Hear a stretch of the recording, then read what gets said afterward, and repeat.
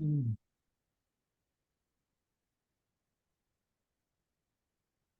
All right. Okay, so thank you very much. All right, so it is Abdul Shakur from the Institute of Financial Accountant UK. So thank you very much, everyone, for joining us today. Let's have a brief introduction, and then I will be handing over to Sir Miyam Farhan to move on. Hassan Nasir, Saab, Qasim Iqbal, Azizul Haq, and rest of the participants, Fridi Sidwa. Thank you for joining us today. All right. Okay. So, as a brief introduction, Institute of Financial Accountant UK was founded in 1916, and this is a full member of International Federation of Accountants and a group member of IPA Australia. And this is the world largest SME focus group. And now we are having more than 49,000 members and students in more than 110 countries. As well as the recognition is concerned, I have mentioned already that we are full member of Institute of Financial, or full member of IFAC. We have the global presence, and we are approved by HM Treasury for UK tax practice. And we have different MOUs and MRAs with different organizations, professional bodies, and universities. We have two designatory letters, which are the AFA and MIPA, and there are two memberships at the price of one as well. So as well as the global presence is concerned, we are in the UK and different other countries and other part of the world, including Europe, Middle East, South Asia, and the rest of the world. All right. So what is in 24 and beyond? We are developing our presence in Pakistan. And yes, there is a growing member numbers in Pakistan and the other countries as well as the group is concerned. And yes, we are trying to build different alliances. Recently, we have introduced our IFA educational program, which is the IFA Direct program, and we are trying to provide value and support to the members. Uh, in the coming months, maybe we will be launching the job portal and the approved employer program for our members. And we're planning face-to-face and in-person CPD sessions along with the webinars as well. All right. So yes, we have the differentiation with the in-country representation. We are planning different local CPD events. We have bi-monthly magazine and digital platform along with the weekly newsletter. So as well as the CPDs are concerned, these are basically a regulatory requirement because each member is required to have minimum 40 CPD hours in a year. And yes, we are offering most of our CPD sessions, which are free of cost in online format, in face-to-face and blended approach. All right. So if there is anyone who is a member of ICAP, ICMA, PIFA, ACCA, CIMA, or the ACC and CA finalist having more than 3 years of relevant experience, they can join us as a member. So we have certain programs which are endorsed and approved and accredited by the Institute of Financial Accountant UK, which are going to start in the month of January and February. And we have Diploma in International Financial Reporting Standard, again by me, Ahmed Farhan. And the new batch, which is the 13th batch, is going to start from January 27. We have certified CFO program, and 8th 11 batch is going to start in the next week. Then we have certified financial modeler program, and its 44th batch is going to start from 29th January. A very brief introduction of our today's trainer, Mr. Mi Ahmed Farhan. He is a fellow member of Institute of Chartered Accountants of Pakistan, and he is the principal partner of Ahmed Farhan and Company Chartered Accountants Dubai. He is having more than 30 years of teaching and training experience in Pakistan and international market, and he has conducted various trainings in Dubai, in Egypt, in Afghanistan, and different other countries as well. Thank you very much, sir, for your time. These are my contact details. If there is any query regarding the membership or any other question, you can reach out to me directly. Thank you very much. Over to you, sir. Thank you. Thank you very much, Mr. Abdul Shakur. I trust I can share my screen now. Yeah, you can.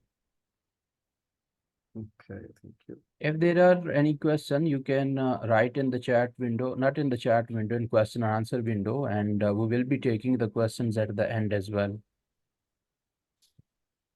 Okay. Wonderful. So just hold on.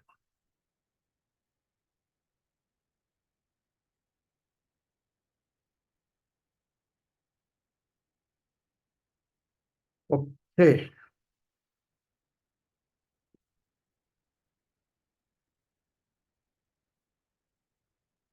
Bismillah ar-Rahman ar-Rahim. This is me, Ahmed Farhan, as already introduced by Mr. Abdul Shakur. Thank you very much, Mr. Abdul Shakur, for the introduction. It was not brief, it was a detailed introduction, by the way. Thank you so very much. And our today's session is on fundamentals of financial instruments. This is the standard which is covered through IS 32, IFRS 9, and also IFRS 7, which is about the disclosures. Since it's a fundamental, I would not be able to means comprehensively covering all the topics, which is very important as to the understanding of the financial instruments. But I'll definitely try my level best that by virtue of this session, you would be able to understand what is financial instrument and how do we recognize and measure the financial instruments in our financial statements. First of all, in order to understand what is financial instrument, this is in fact a contract that gives rise to the financial assets of one entity and at the same time financial liability or equity instrument of the other entity. So because of the contract, in one entity you will see financial asset and in other entity you will see equity instrument or the financial liability. The examples include like there is a sales contract. In the books of seller, we will find debtor as a financial asset, and the books of buyer, we will find creditors or trade payable as a financial liability. Second example is issue of share certificates. In the books of issuers, in the financial statements of issuer entity, we will find equity instrument, which is the share capital. And the person who is investing in those shares will be having a financial asset, which is investment in the equity shares. And as far as the issue of loan notes is concerned, the company which has issued loan notes, it will be presenting financial liability in its financial statements, and the person who has invested in the loan notes or in the debt instruments would be having a financial asset in its balance sheet. One more example is about the loan agreement, in which the borrower would be having a liability in its balance sheet and the holder or the lender would be having a financial asset in its balance sheet. The financial assets are defined as cash or an equity instrument of other entity. Well, let me elaborate the terminology cash over here as it is the definition. Cash, when you see the currency note in your pocket, you find a statement written over there, and that statement also bears a signature. So those signatures are showing that it is a contract between the entity and the holder of that currency note. So it means cash is also a contract. Equity instrument, you have made investment in the equity instruments. It is financial asset. Contractual right to receive cash or another financial asset from another entity like trade receivables. And to exchange financial asset or liability in a potentially favorable circumstances. Supposedly, on the reporting date, if you are carrying a derivative with you and there's a potential that there would be an increase in its value and it is in your favor, it would be financial asset when that derivative would be matured. So in the same way, the same derivative, if you would be finding that in the future, there is a potential of a loss, that would be your financial liability. And certain contracts that may be settled by an entity's own equity instrument. Supposedly, if your receivable is holding your entity's equity shares and that receivable is being settled through your own entity's equity shares, so that is also your financial asset. For financial liability, it's a contractual obligation again to deliver cash or another financial asset to the other entity. This is the example of trade payable or the loan agreements in which you pay cash to settle your liabilities, to exchange financial assets or liability with another entity under condition that is potentially unfavorable. I have told you its example. And certain contracts that may be settled by an entity's own equity instrument. For example, you are holding a liability and you are settling your liability by issuing your own equities share. So that becomes your liability, which is settled through your own equity.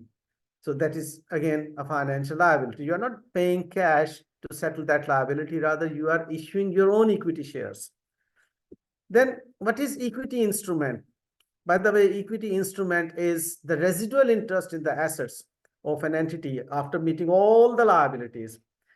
Remember, equity is not a liability. Mostly people, they have misconcept that equity is a liability payable to the owner. Wrong, very wrong concept.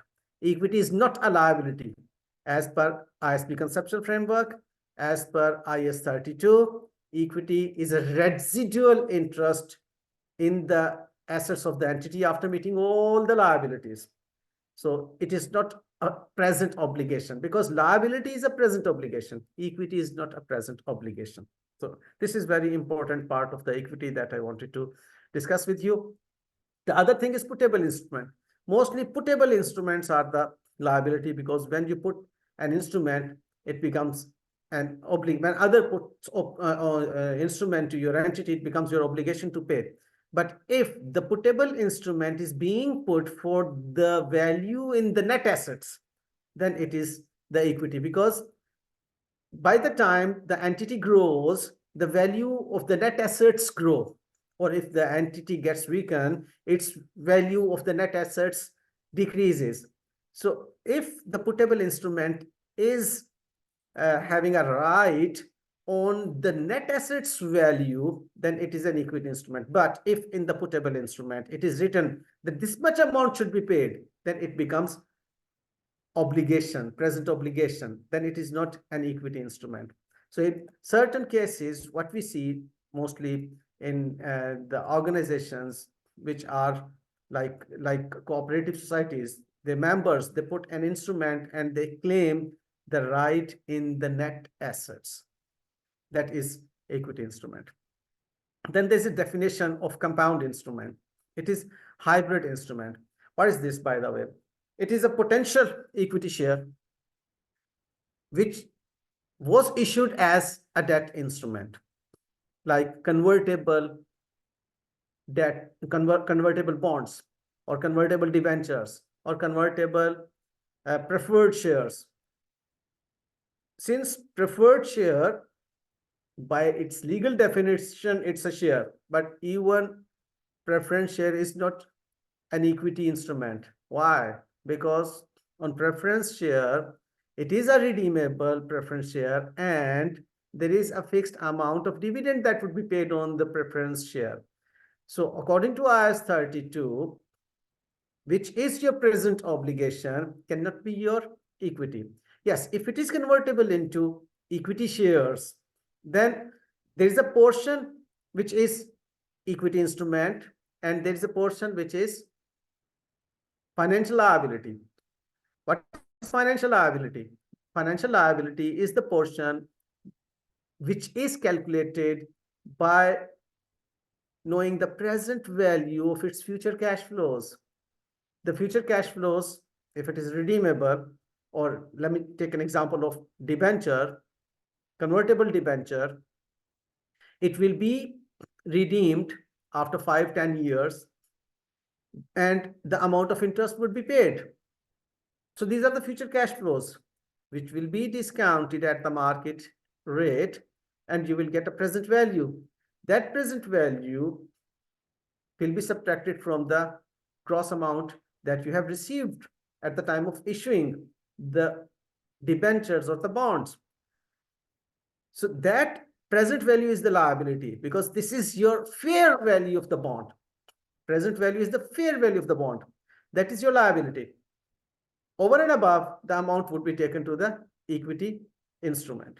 So this is how we measure the equity instrument and everything.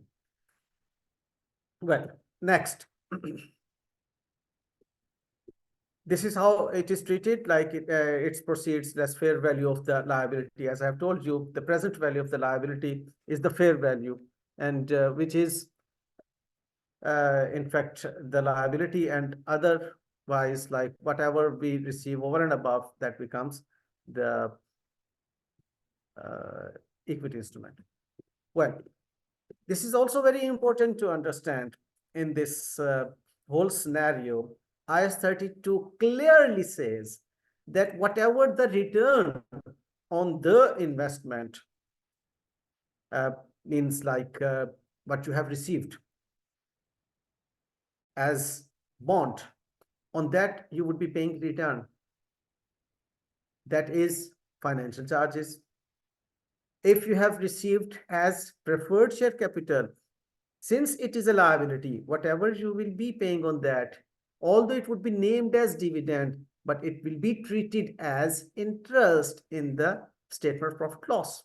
So this is very important point to understand. The dividend on equity is treated as distribution of profit to the equity shareholder in the retained earning. Obviously, this is not our expense. This is a distribution of profits. Since it's a distribution of profit, would be accounted for in the statement of changes in equity or in the retained earning, whereas dividend to the preferred shares is treated as financial expenses in the statement of profit loss. And interest on bonds are obviously financial charges. These are put in the statement of profit loss. As to the recognition, measurement, and classification of the financial instrument, we see guidelines in IFRS 9.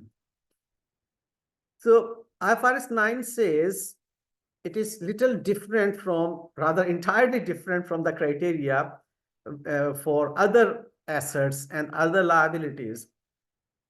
For the financial instruments, for the financial assets and liabilities, one thing more, very important to understand, that in IFRS 9, we discuss accounting for financial assets and financial liabilities. Here, we do not discuss equity instrument. So under IFRS 9, when an entity becomes party to the contract, the asset or liability is recognized at the same time. This is different from the criteria in ISB framework. In ISB framework, what was the criteria? That the cost or the value can be measured reliably, and there is a probability of inflow of economic benefits in the future, okay, for the assets, or outflow of the economic resources in the future for the liabilities.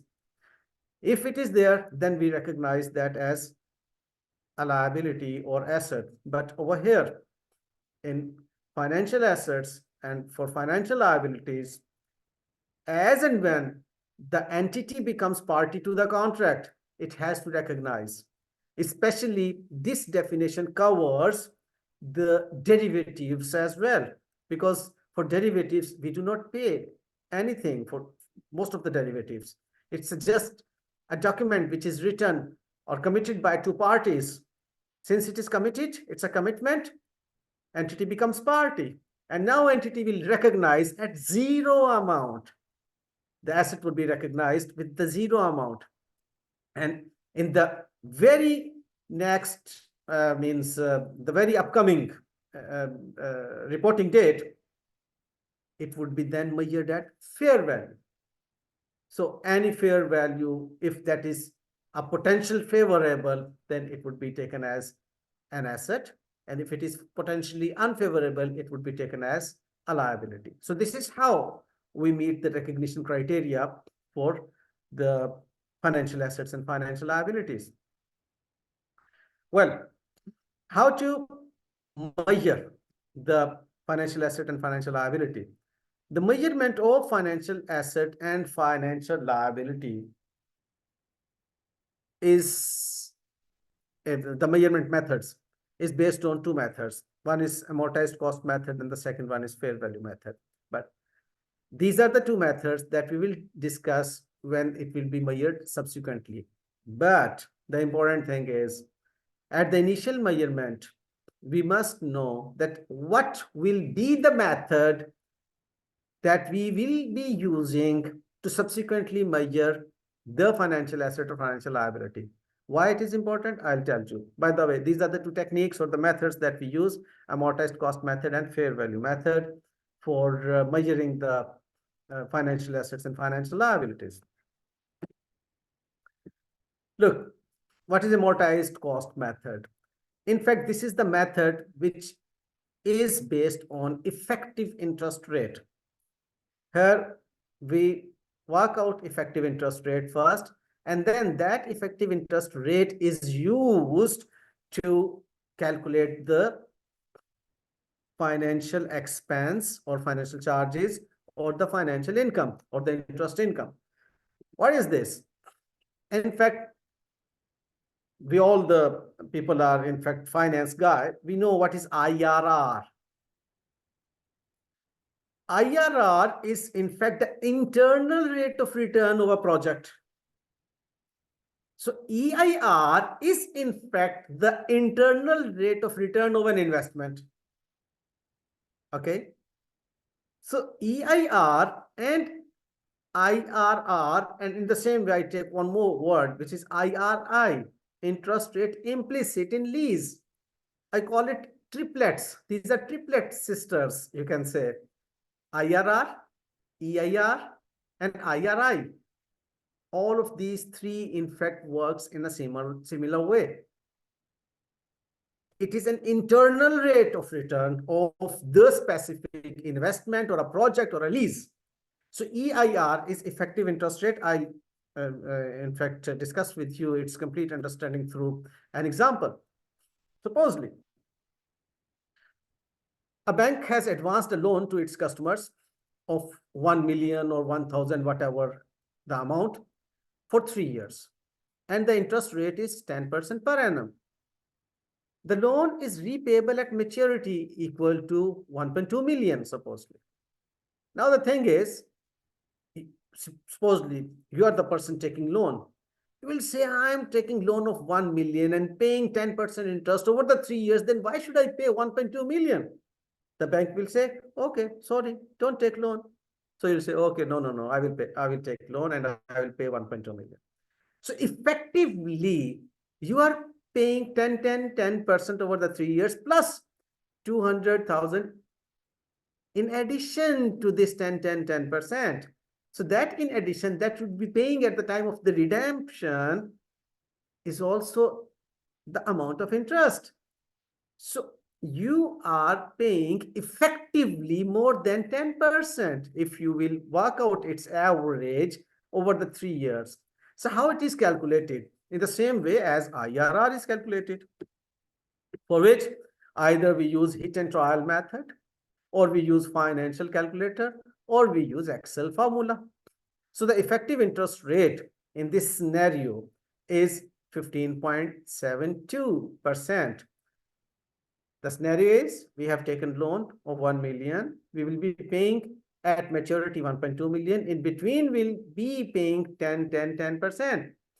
So when we check this, 15.72 is really an internal rate or the effective interest rate. What is the check? That at the end, its present value, whatever the future cash flows would be, these are the future cash flows, like 10% of 1,000, then 10% of 1,000, then third year 10% of 1,000, 100 plus 1,200, total cash outflow is 1,300. The present value factor at 15.72 is 0.86, 0.75, 0.65. Multiply it, you will get 1,000 at the end, means the present value. So that 1,000 is in fact the fair value today. So we know very well the rate at which the present value of the future cash flow equates the today's fair value or the today's cost of investment. That rate is known as internal rate. So this is the effective interest rate. Well, so how we use this effective interest rate? Since this is the 1,000 that we took as loan, or from bank point of view, the bank has advanced as loan. From bank point of view, it is financial asset.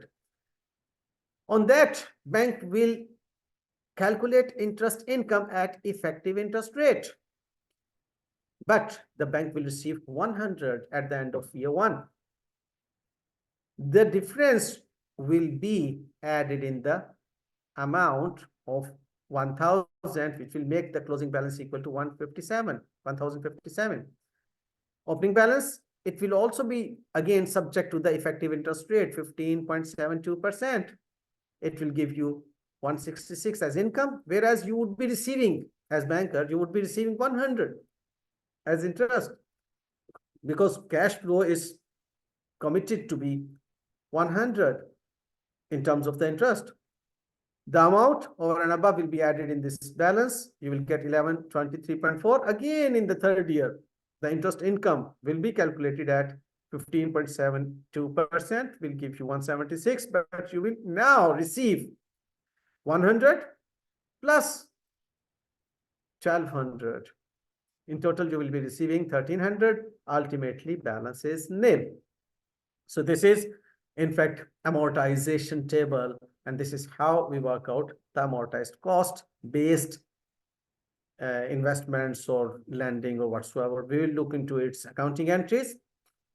The bank has advanced loan. Loan is an asset for the bank. Loan debit, cash credit.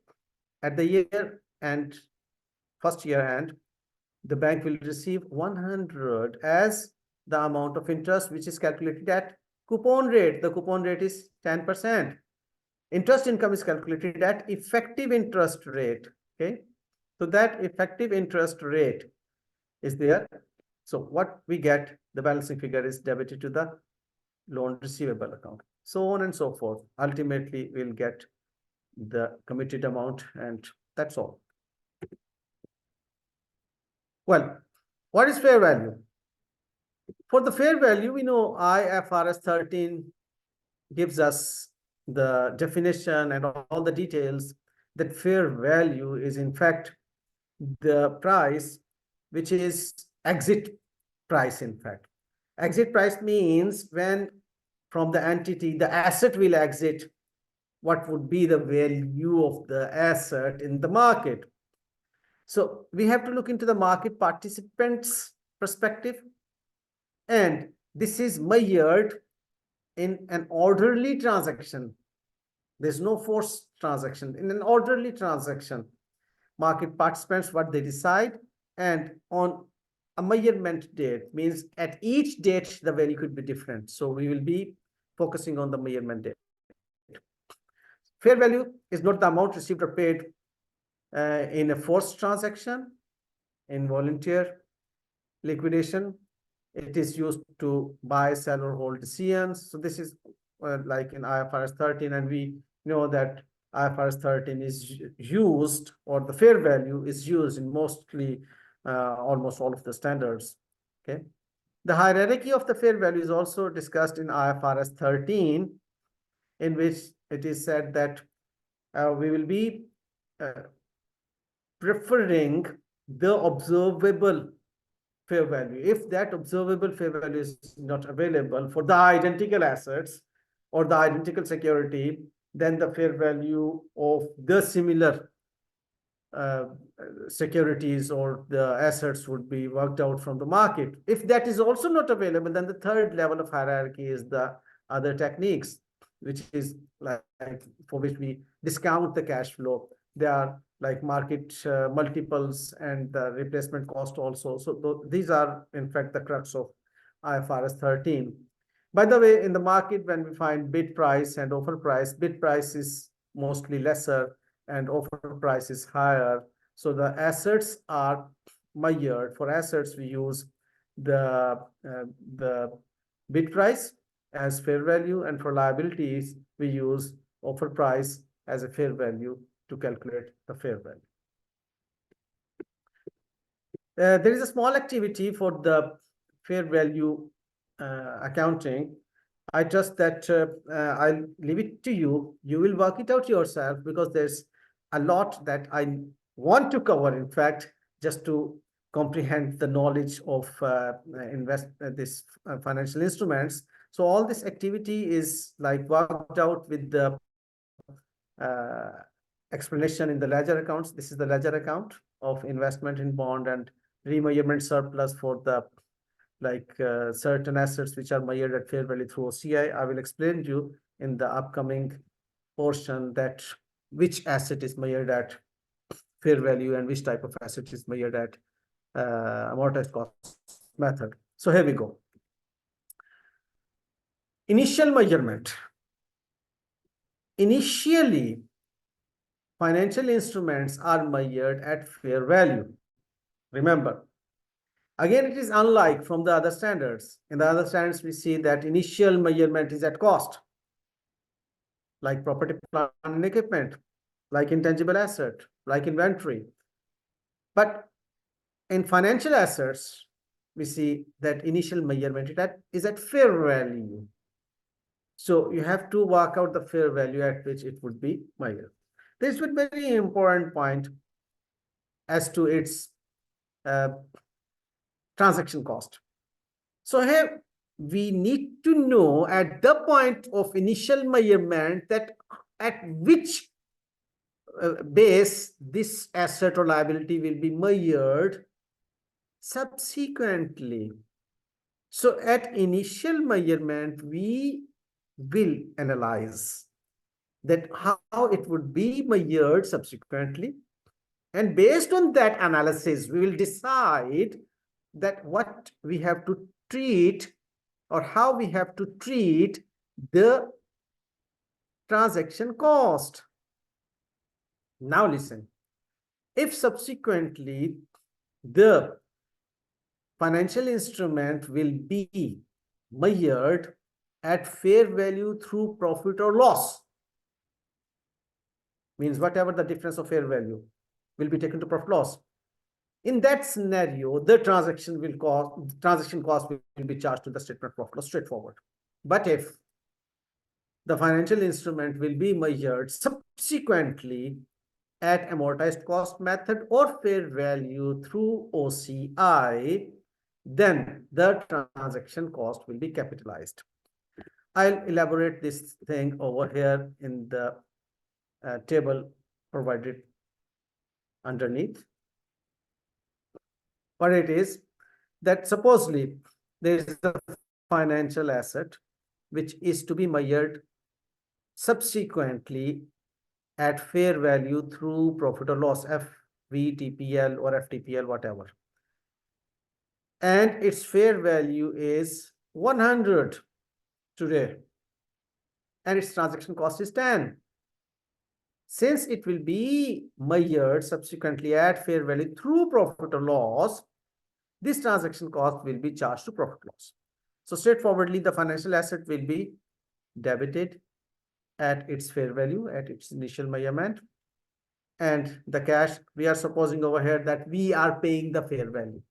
Its cost is the fair value. Okay. I'm not going to discuss over here that what will happen if the fair value at initial stage is different from the cost that we pay. By the way, that is treated as day one gain or loss. Okay, but let's discuss this simple scenario first.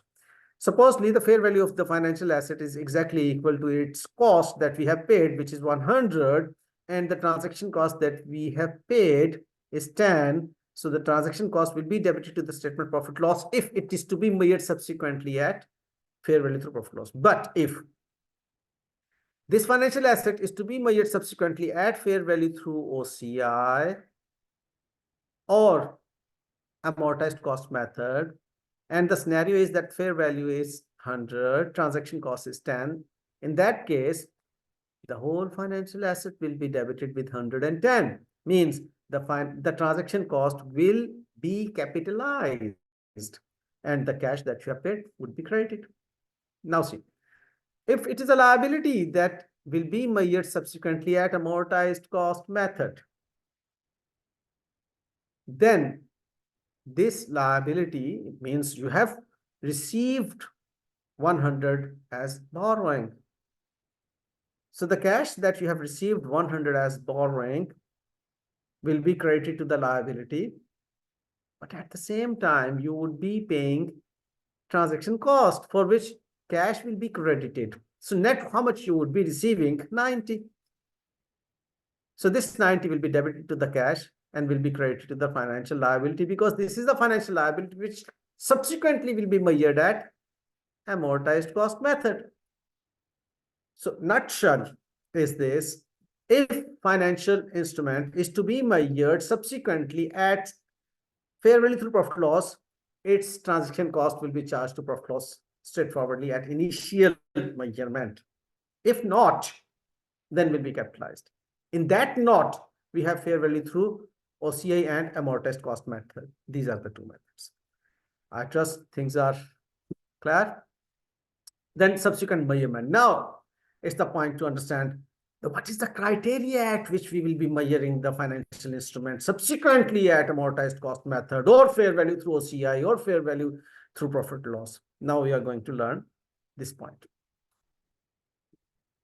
So these are the three methods: amortized cost method, fair value through profit loss, and fair value through OCI. I want to stop you over here, because mostly people get confused that, look, these are the three methods, how we can like memorize this or something like that. Just take an analogy, you will be through very easily. There is a standard IAS 16, which is about property, plant, and equipment. What we do subsequently when we revalue that asset, subsequently the asset is revalued through OCI. What's that? The difference of fair value gain is debited to the asset and credited to the revaluation surplus. That revaluation surplus is presented in owner's equity through OCI. Remember, OCI is a corridor. OCI is not a ledger account, remember. OCI is just a corridor. The ledger account is that asset which we have debited and the equity which we have credited. Revaluation surplus is the equity item and that asset is the debit. In between, there is a corridor. That's why we say through OCI.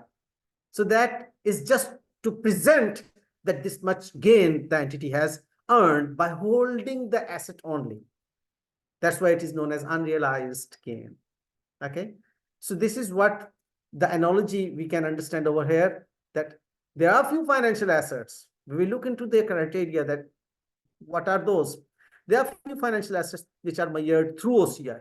So asset will be debited and remeasurement surplus will be credited in the statement of changes in equity or in the balance sheet as an equity item. But through OCI in the corridor, we will just present, just show.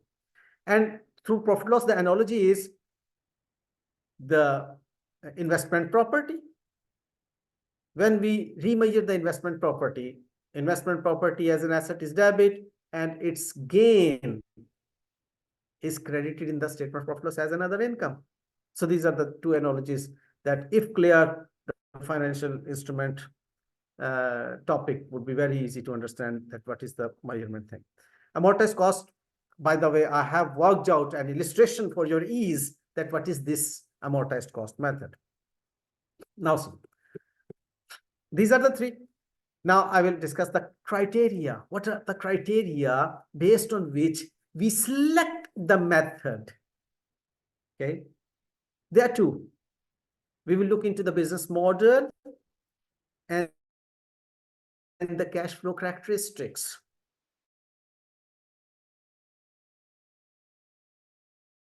These are the two tests. If these two tests are passed, what we check in these two tests, I will tell you a little later. But if these two tests are passed, then we will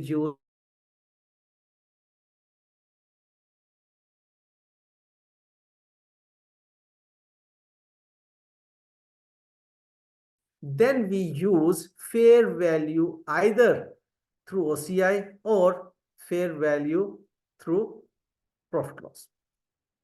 That we will see. Okay. So business model test. There are three business models, by the way. When the business model hold to collect is observed, we say business model test is passed. What is this hold to collect? Hold to collect is that you have made an investment. By the way, we are now discussing the financial assets measurement formula. When you made an investment, you have a contractual arrangement that you will be receiving its contractual cash flows. You hold that investment with you till its maturity, and you will keep on receiving its interests and finally the redemption amount. It means you have passed the business model test. Mostly, who does this?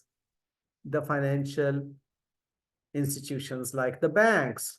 When they advance loan to the customer, they hold that advanced loan as an asset with them till maturity and keep on receiving the contractual cash flows. The second type of business model is hold to collect and sell. For a few years, you will keep on collecting the financial income, but ultimately you will not wait till maturity. You will sell it out. This is hold to sell business model. And there is a business model in which you hold to trade. Overnight, you can sell.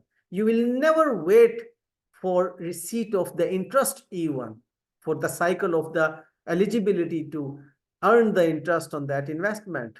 You will sell it out overnight if you find profitable transaction, or if you want to avoid losses.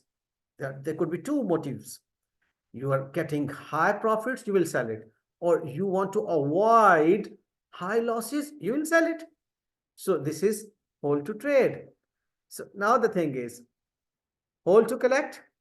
If this is the model, you will use amortized cost method. Hold to collect and sell, you will use fair value through OCI. It becomes mandatory then as per IFRS 9. But if it is hold to trade, you will use fair value through profit or loss. It's a trading.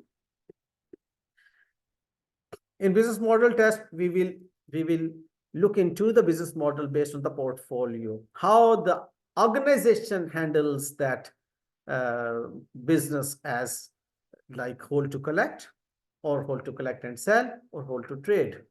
Mostly brokers, they hold to trade. Banks, they hold to collect. In between, there is hold to collect and sell. So objectives of the business models are looked into. Then the next test comes cash flow characteristics test. This cash flow characteristics test is based on SPPI, as solely payment of principal and interest on principal. It is known as SPPI. If that contractual cash flow that I was talking about is based on solely a payment of principal and interest on principal, then this test is also passed. If it is not based on the principal or interest on principal, the cash flow characteristics is not based on SPPI, then it fails the test. Okay. Let me move forward. SPPI characteristics are based on like interest and the principal. These are the two basic things. Now, how we will be classifying the financial assets based on the business model test and cash flow characteristics test. As I've already told you, just have a look on it. If it is the business model in which either we will be hold to collect and sell, or we will be holding for trading, the test is failed. But if it is hold to collect, means no intention to sell in near future, and we will be holding till maturity, then the test is passed. For the cash flow characteristics test, if it is based on interest and principal return, then it is SPPI test is passed, otherwise failed. So if the test is passed, we will use amortized cost method. Okay. If the test is passed, we will use amortized cost method. If the test is failed, then fair value through OCI or fair value through profit or loss will be worked out. Okay. By the way, if it is a convertible into equity shares, this is the thing, means you will not be holding till maturity. The person will be converting it into the equity shares. Then for the issuer, it becomes financial liability and it will be measured at amortized cost method. For the holders, it is a financial asset, and this as equity investment in equity instrument will be measured by default at fair value through profit loss. I'll discuss this thing in the next slide, that how we treat the investment in equity. As of here, we were talking about investment in debt instruments, investment in debentures or bonds or preferred shares of the other entity.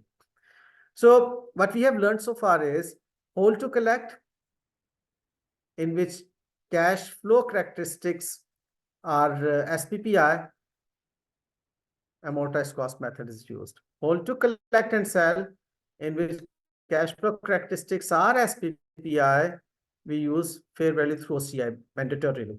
And if all other cases are there, it is hold to trade, FVPL, profit loss.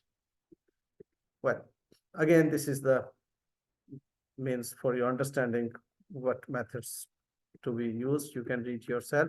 Now comes investment in equity instrument part.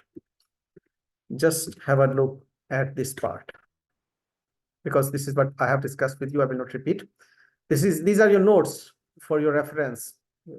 This will be beneficial for you. Look, if you have invested in equity instruments and that investment is not your subsidiary, not your associate, not your joint venture, then by default, it will be measured at fair value through profit or loss. But by designation, we can measure at fair value through OCI. Okay, we can designate, but this designation should be at the initial stage. So this is important. Look, fair value through profit loss by default means we are holding investment, and that will not be normally held for long-term purpose. But even if it is held for long-term purpose, again, by default, it should be measured at fair value through profit loss. But mostly entities, what they do, they designate it to be measured at fair value through OCI. Remember, this is investment in equity instruments. For this, we don't have amortized cost method, because amortized cost method is based on effective interest rate. And in equity instruments, we don't have effective interest rate. Okay. Well, so the thing is, at the end, any gain on disposal is taken to profit loss. This is in fact important point that I want to discuss with you. What happens if it is measured at fair value through profit loss? This is very important point. That's why I'm discussing it with some emphasis. If it is by default measured at fair value through profit loss, obviously it's, and profit or loss will also be taken to statement profit loss. But in case if it is to be measured at fair value through OCI, what we will do? At the end, when we will be selling this investment in equity instrument, we will remeasure it at its fair value.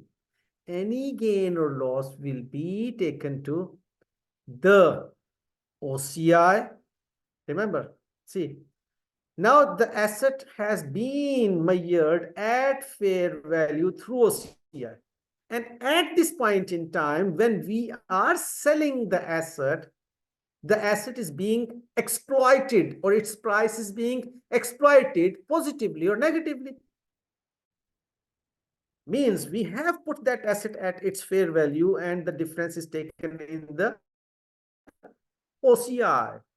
Now the price is being exploited positively or negatively. Such exploitation will be taken to the profit or loss. This is very important point. Otherwise, the concept would be wrong.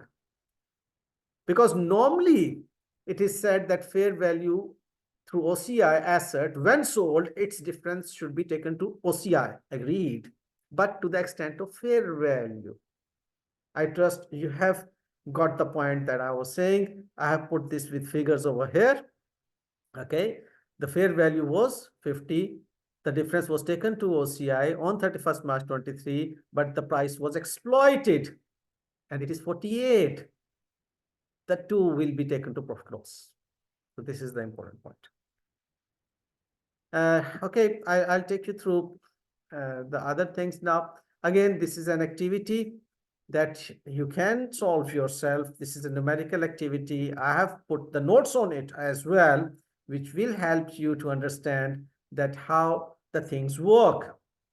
But let me take you through some very important areas. This is the learning outcome that you will be looking into yourself. By the way, I will be finishing by 7:15 at my time, like 15 minutes over. So because I have to discuss a few very important points about the impairment of financial assets. So as far as financial liability is concerned, again, uh, initial measurement is at fair value. Subsequently, it is measured at amortized cost method, but we can measure it at fair value subsequently if we need to eliminate the accounting mismatch. By the way, the fair value difference will be split into two, because when liability is measured at fair value, the difference could be from the internal reason or external reasons. Okay, as far as the difference of liabilities fair value is because of internal reason. Reason means own credit risk, which is known as, in fact, liquidity risk, that I'm unable to pay. Okay, its own credit risk. For that reason, whatever the difference will arise will be taken through OCI, and over and above will be taken to profit or loss. This is important point. Okay, then I want you to these are the few activities that you can look into yourself. Now, impairment of financial asset. Again, a brief overview about the impairment of financial assets. By the way, this standard is a very comprehensive standard, and it requires at least 16 hours training, okay, that we are covering in 1 hour. So we are just talking about the highlights or the important areas of the financial instrument. So this is again one of the very important area of financial assets impairment. As we know, the rule of thumb for the impairment of any asset is when recoverable amount of the asset is lesser than its carrying amount. The carrying amount is 100 million. We cannot recover more than 80 million. That 20 is impairment. It's a loss. The same criteria or the rule of thumb we use over here. So the simplified approach, there are two approaches for working out the impairment of a financial asset. The simplified approach is used for trade receivables, because trade receivables are not long-term financial assets. These are like 30 days or 60 days or 90 days or 120 days, this type of trade receivables. Because you are trading and you need to receive cash from your customers at the earliest. So these are subject to impairment. By the way, what is its impairment? Its impairment is bad debt. So the simple traditional accounting that we used to do for provision for doubtful debts or allowances for irrecoverables, that we will be doing over here. The accounting entry would remain the same. That bad debts debit and allowances for irrecoverables credit. So that irrecoverable is expected credit loss. So the accounting entry is the same, but how that expected credit loss is worked out, that how is addressed in this IFRS 9. So for that how, there is a simplified approach for the trade receivables in which we will be working out the probability weighted or time, for which we will be working out the time value of money. Okay. And obviously all the cash flows that we will be working out should be reliable.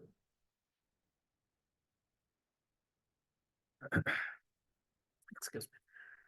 So this is a small activity on trade receivables. So based on this provision matrix, remember, IFRS 9 says that as and when the trade receivable takes birth, as and when it is created, same time we should expect a credit loss. This is the prudence that we have to apply. So even the overdue is not there because it was 60 days credit sales, and after 60 days they would be overdue. So days overdue are nil till 60 days. Even then we have to create a provision at 1%. And when it will be overdue, means over the 60 days till 30 days, the management has decided, based on all the experts' opinion and working, that it should be 5%.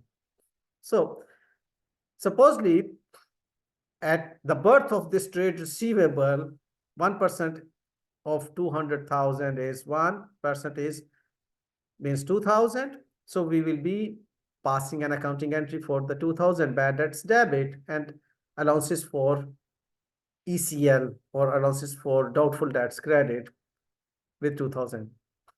When the time will come to work it out at 5%, we see that it should have been 10,000. We already have a provision of 2,000 with us. So we will increase the provision with 8,000.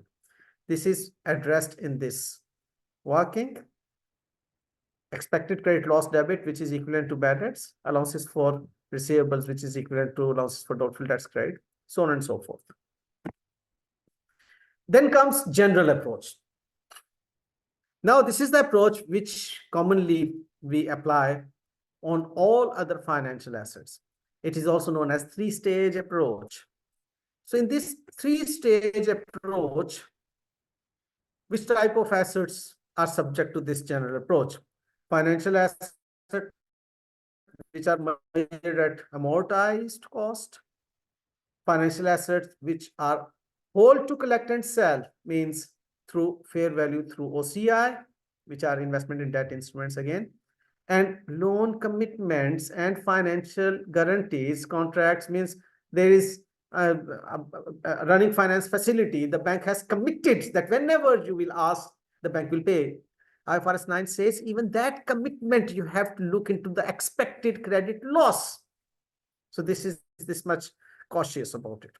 So lease receivable also. How we work out? I'll take you through this part and then I will come back again. This is the numerical. Just give me a little while. There are 3 slides that I want to discuss with you first, and then I will go back. ECL measurement model based on 3 inputs. What are these 3 inputs? We look into the exposure at default, the probability of default, and the loss given default. Remember, how much you have advanced to me. Supposedly you are the bank. How much you have advanced to me? You have an exposure on that money. But if you have received a collateral, your exposure has reduced. So the exposure at default, EAD, is the amount that you have advanced minus the collateral. If you have advanced 100,000, collateral is of 80,000, exposure exposure at default is 20,000. Clear? Then you will look into the probability of default and the loss given default. Loss given default is 1 minus recovery rate. You will say that how much you could not receive. Okay, that would be, means out of this 820, how much you would not be able to receive is supposedly 20%. 80% you would be able to receive, 1 minus recovery. So your loss giving default is 4. And how much is the probability of default then? That is worked out at 5%. So this 5% will be applied on this, so that the ECL would be 0.2. That's why I worked it firstly before discussing the other things. Well, now this ECL will be worked out for the upcoming years. And obviously, 1, 2, 3, 4, 5, whatever the upcoming years, we will then work out its present value. So that present value would be the amount for that accounting entry for ECL. Okay. I will take you back now.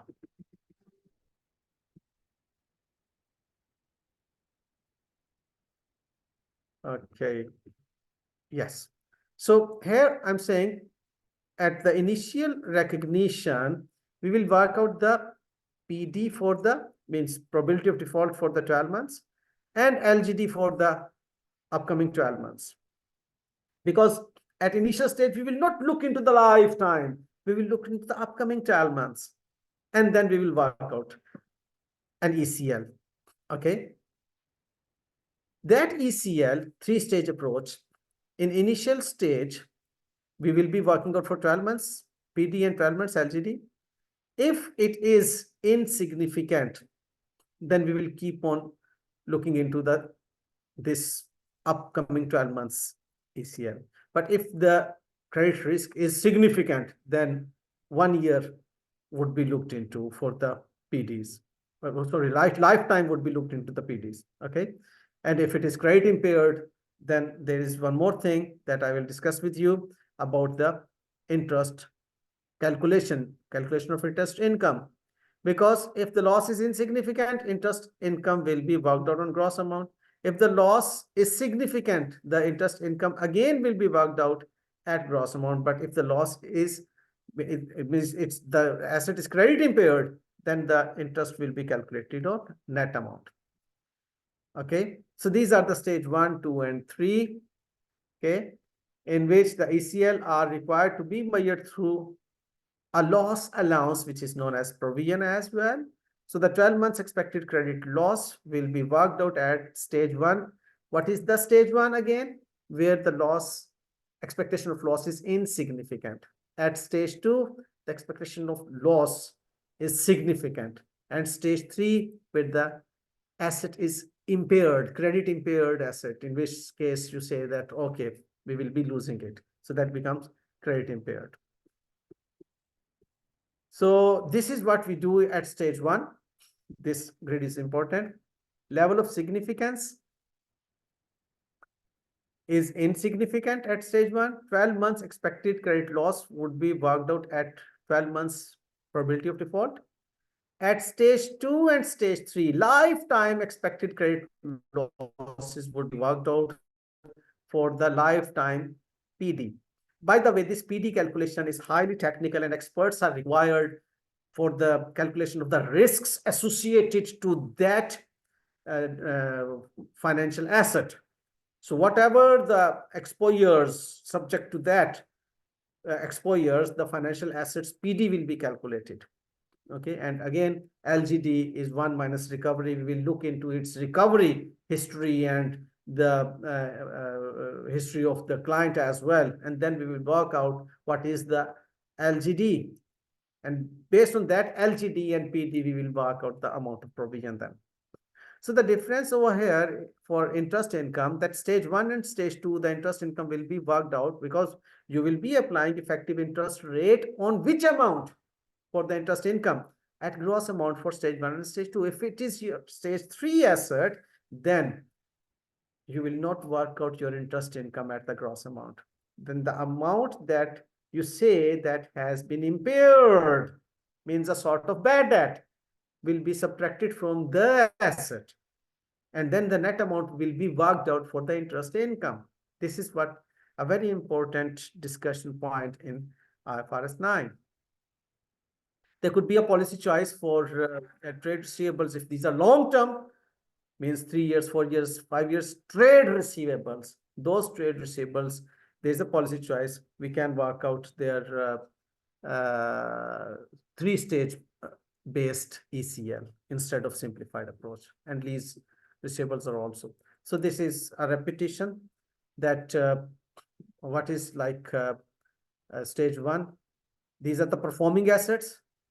Normally, we have no issue with them, but expected credit loss is worked out on these. And these are underperforming, stage two, and stage three are non-performing. So this is an activity for you that you will be solving yourself. All the notes are provided with the explanations and the working. And I trust that's all for our today's session. And now I can take your questions. All right, sir. We have certain questions. There is one question from Mr. Jacob. Is not exposure at default the actual exposure, and LGD is what adjust our collateral? This is in the chat window by Mr. Jacob. Look, exposure at default we get after subtracting the collateral. And LGD is in fact, yes, I can read that question. LGD is in fact loss given default, 1 minus 3 is exposure. Okay? So please correct this. Exposure at default means the exposure of the receivable which is at default. Obviously, after the collateral, we will say that it is at exposure. All right, thank you. We have another question by Mr. Asam Iqbal. Is a sale contract under IFRS 15? Yes, because under sales contract, there is a direct debtor, which is like a contractual arrangement with the customer. Okay, so that debtor in your entity and you as a supplier in the other's entity are the financial assets and the financial liabilities respectively. Because it gives rise, look, the definition of financial instrument is a contract that gives rise to the financial asset of one entity and at the same time financial liability or equity instrument of the other entity. The sales of goods contract is a contract which we work out under IFRS 15 for the sales revenue recognition, but under IFRS 9 for the recognition of the debtor. So don't confuse between like these two standards. IFRS 15 is about the recognition of revenue, the credit side of this accounting entry. And IFRS 9 is about the debit side of this entry, which is the debtors. I trust this concept is clear to you now. Mr. Jacob is saying that so an over collateralized asset, collateral worth more than loan would have. Yeah, you will not say negative EAD. Rather, there is no exposure at all. In the same way, it's a very beautiful question. In the same way, if there is a sovereign guarantee on some asset, again, there is no exposure at all. You don't create provision for ECL. And the same way, if the collateral is greater than the amount that you have advanced, then you don't have exposure. Okay. All right. Any other question by anyone, please? All right. So if there is any query or the question by any participant, yes, please write in the chat window and in the question and answer window so that we can reply, please.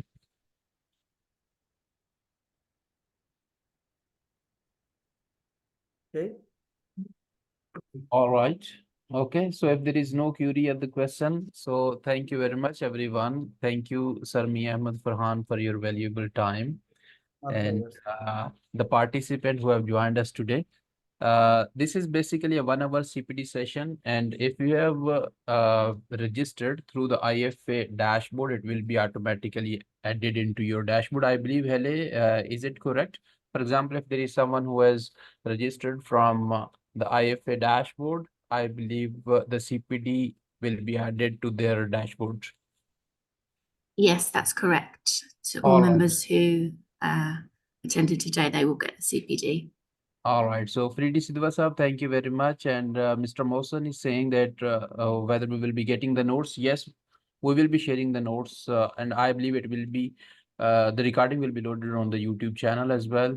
And I believe Hele will be sharing the notes as well. We're going to take a group photo as well. I think in this webinar, we don't have any option of the gallery because we can see three Because panels from that there are